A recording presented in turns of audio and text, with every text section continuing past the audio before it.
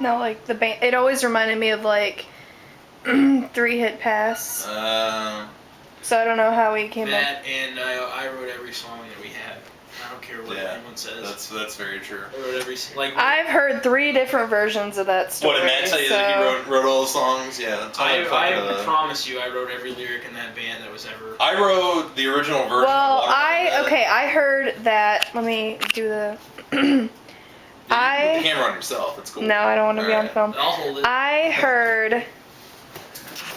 Alright, no, let's hear your story about it. I heard that Matt wrote riffs, and that basically Ronnie wrote riffs, or Ronnie wrote most of the bass stuff, and then Matt just kind of played off of it. Right. I don't really have a problem with that as long as like I'm giving credit for my lyrics. But I did hear that the Watermelon Head totally Matt's. All right, whoa. Put the camera on me. It will be said that I wrote the lyrics. All right.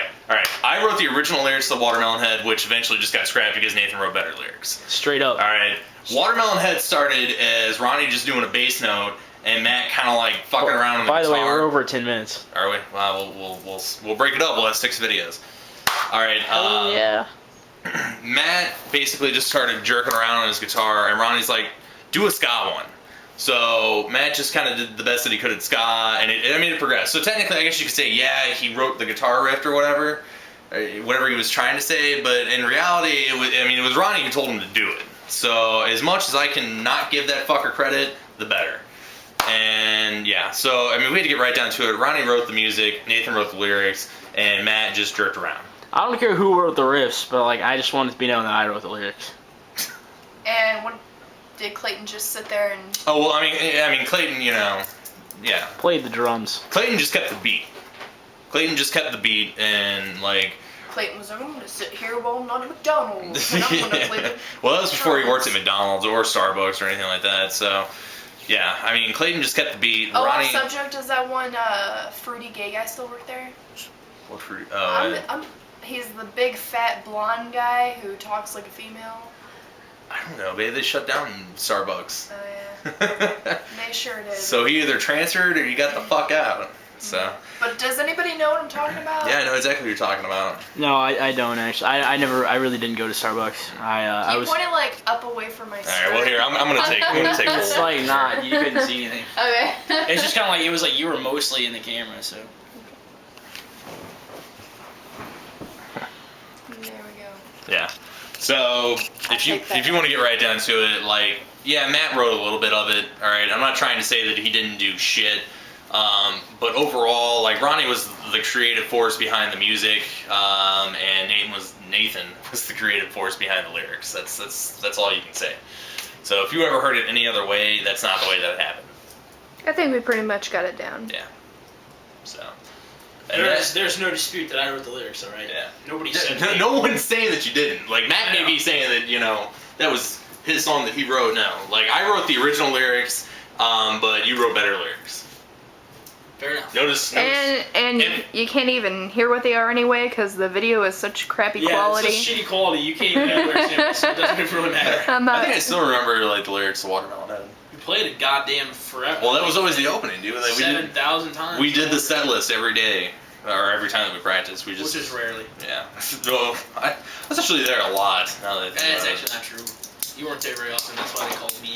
That's very true. That's originally, I think that was my original, like, I was like the stand-in vocalist, and then I became the real vocalist, and then like it was like, oh, Kyle's still the vocalist now. Yeah. I relinquished my position. Yeah. Basically, I was the hell out of me. Basically, I was just still in the band because I started the band, so that's about what it amounted to. And that's the history of 3-Hit Squirrel. If anybody's interested. So back there will be a film based on the band. So are we gonna get like a what's that guy's name from Superbad? Yeah, VH1 behind the music. What's that guy's name from Superbad? What Jonah Hill or Michael Cera? The big fat one. Jonah Hill. We're gonna get one of those. We're gonna get a little blonde girl. Little blonde girl.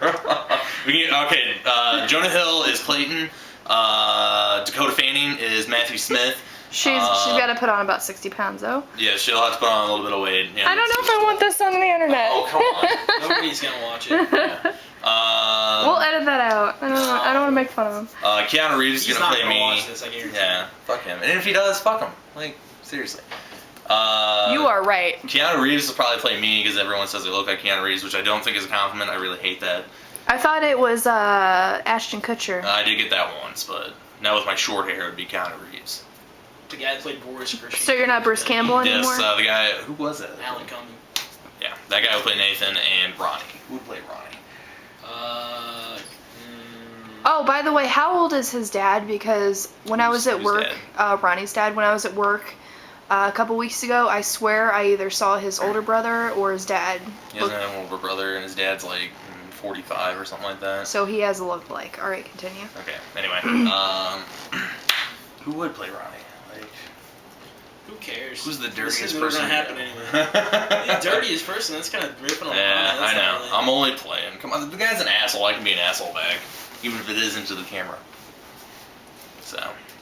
I'll say this, like, he used to be a giant asshole. Like, I kind of hated him, but, like, he's cool now. Oh, he still is a giant asshole. You just gotta learn- I you kind gotta learn of to feel deal with him. flip-flopped. I used to think he was like a super sweetie, and now I feel like he's an asshole. I don't know, I guess, like, maybe it's switched. Like, he used to be cool with you guys, and, like, an asshole to me, and now he's kind of cool with me and an asshole to you guys. No, No, I just used to rip on him all the time, and he would not really have much shit to give back. And now, like, it's kind of flip-flopped. Like, he's always like, all right, bitch. Like, Ronnie's always been an asshole. Like, that's just his demeanor. That's who he is. So, I mean, like, I just grew to get used to it. I was gonna say, like, you know, I used to hate him a lot more than I do now. A lot more than you do now, huh? I don't really hate him. I never see the guy. It's trash talk hour. Yeah, we're doing, like, a whole video on Ronnie. We're doing a whole video on the past. This is supposed to be vlogs worth. Yeah, well, I mean, this is the outtakes, or I guess you could just call this one an interview. Behind the blogs. Behind the Vlogsworth. Dude, I had the best idea for the Vlogsworth jingle. I'm gonna tell you that. So don't you love somebody? You wanna give a shout out? Yeah, I'd like to give a shout out to Samantha Colombo. She's really pretty. That was so forced. Oh, shut up, Kyle. I too love somebody, and she's behind the camera. Then you fucking made me a bad asshole. I do. No, like I'm saying, like it's forced because she was like, "Don't you love somebody?" And you're like, "Yeah." So yeah, you guys are moving in together, right? This is not interesting to talk about. Yeah, sure, that's gonna happen sometime. My grandma married a redneck dude. She Oh, she yes. eloped. So we're eloped, and she's married to some redneck idiot now. Yay. How does he talk? I haven't heard the guy. I haven't seen or heard the Talks guy. kind of like he's like, "Hey man, how's it going, yo? It's me, Warren." Kind of sounds like George Bush a little bit. Oh man. But now make fun of the way I talk. Nice. Pastor, you're such an asshole. So yeah, what are we at? What's the mark on there? 1701. Alright, might as well just cut it. All right, any final words? Nope, this is it.